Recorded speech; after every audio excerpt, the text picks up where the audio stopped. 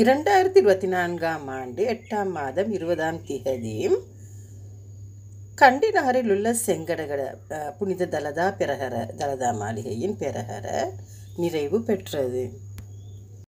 அதே மகத்துவம்தான் இன்றும் கூட பல வரலாற்று கதைகள் சரித்திரங்கள் பதியும் அளவுக்கு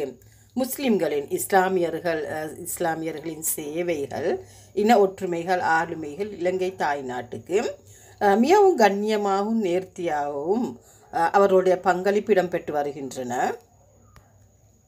இலங்கை முஸ்லிம்களின் வரலாற்றின் வியாபார ரீதியாக இலங்கைக்கு வருகை தந்தவர்கள் ஆண்களாக இருக்கட்டும், அடுத்து இலங்கை ஆட்சி செய்த கடைசி மன்னரின் மூத்த மகளை திருமணம் செய்த அரேபிய வைத்தியராக இருக்கட்டும், இவர்களுடைய இந்த பெண்களே இலங்கையில் அழைத்து வரப்படவில்லை.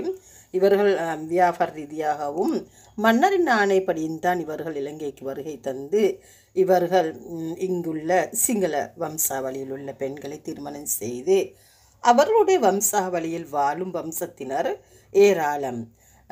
இலங்கை ஆட்சி செய்த கடைசி மன்னரான ஸ்ரீ விக்ரம ராஜசிங்க மன்னர் அவருடைய பட்டத்து அரசியை குணப்படுத்தி அரேபிய வைத்தியருக்கு தனது மூத்த மகளை திருமணம் செய்து கொடுத்தார். ஆனால் பட்டத்தரசியும் மன்னரும் இஸ்லாமியத்தை சேர்ந்தவர்கள்.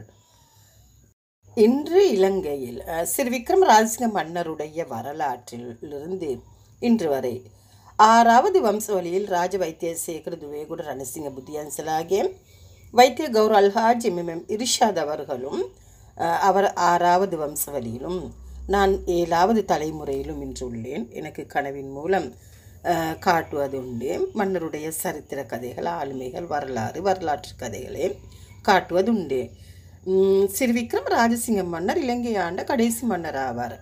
இதில் இன்று இன ஒற்றுமையாக தலதா மாளிகை பிரகரைக்கு செங்கடகட புனித தலதா மாளிகை பிரகரை ஆரம்பிக்கும் பொழுது மன்னரின் காலத்து பிறகு மன்னரை கைது செய்த பிறகு தலதா மாளிகைக்கு துவேகுட ரணசிங்க புத்தியன்சலாக என்ற வம்சாவளியில் 1872ஆம் ஆண்டு புனித தலதா மாளிகை பிரகரைக்கு வெள்ளை கைக்குட்டை ஒன்றை பரிசாக வழங்கி வைத்ததோடு அக்குடும்பத்தினர் புனித தலதா பிரகரையையும் ஆரம்பித்து வைத்துள்ளார்கள். இதற்கு சிங்கள வம்சாவளியில் வரும் முஸ்லிம்கள் என்ற நூலில் இதை கண்டறியலாம். மாத்தலை நஜிப்தீன் சார் இது எழுதியுள்ளார். அழகாக ஒவ்வொன்றையும் அழகாக தெளிவாக குறிப்பிட்டுள்ளார். ஒவ்வொரு ஊர், இடம், குடும்பத்தினர் வம்சாவளியை இவர் எழுதியுள்ளார். அந்நூலில் இவர் பல நூல்களில் எழுதிய ஒருவர். இவர் நீதிமன்றத்தில் கடமையாற்றியவர், ஓய்வு பெற்ற ஒருவர்.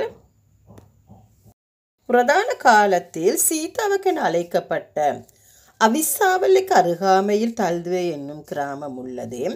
இக்கிராமத்து முஸ்லிம்களுக்கிடையே துவேகுட ரணசிங்க புத்தியான்சலாகிய என்ற சிங்கள பரம்பரை நாமம் மிக பிரசித்தமானது.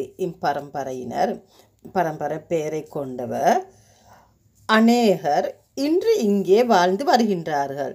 1872ஆம் ஆண்டில் பதிவாகியுள்ள ஒரு குறிப்பின்படி துவேகுட ரணசிங்க புத்தியன்சலாகிய என்பவர் இக்கிராமத்தின் கண்டிமகா தேவாலயத்து குறித்தான சித்திலப்பை தோட்டம் என்னும் காணியின் பரவனி சொந்தக்காரராக இருந்துள்ளார். இதற்காக இவர் வருடம் ஒரு முறை வெள்ளை கைக்குட்டை ஒன்றை தேவாலயத்துக்கு பரிசாக வழங்கி வந்துள்ளார். இப்பரம்பரையினர் மிக நீண்ட காலமாக இப்பகுதியில் குடிபதியாக இருந்து வருவதற்கு இதுவே ஒரு எடுத்துக்காட்டாகும் என்று குறிப்பிட்டுள்ளார். நன்றி.